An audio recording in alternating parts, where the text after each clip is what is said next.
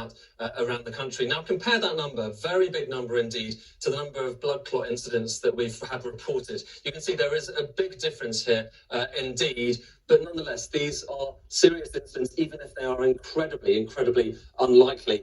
In terms of the breakdown, 51 women, 28 men, so more women than men. That's something we've seen on the continent in other countries as well, so that's important, as is this.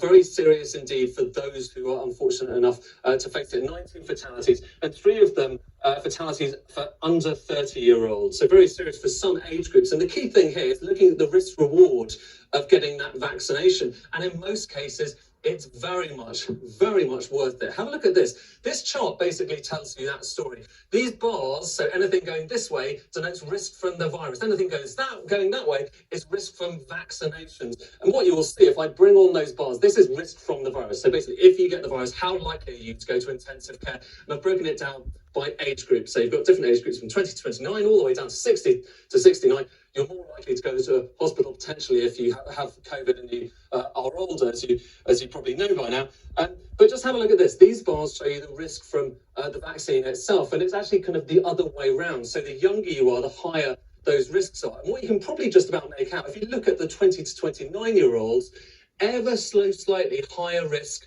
from the vaccine than from the virus. But, and this is a really big but, that's dependent on there not being all that much COVID around. So going around, you're less likely to get COVID. If there is more COVID circulating, this is what happens to the bars. Have a look at these.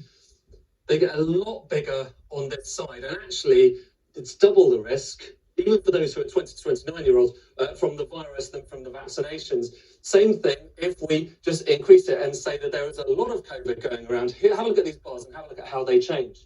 You can see actually that middle axis has gone even further that way because there's so much risk for all of these age groups of ending up in intensive care compared with much smaller risk from the vaccination. So it really just shows that this outweighs this in most cases, but in a very small few cases when there's not much COVID around for young people, it may be better to go for other vaccinations.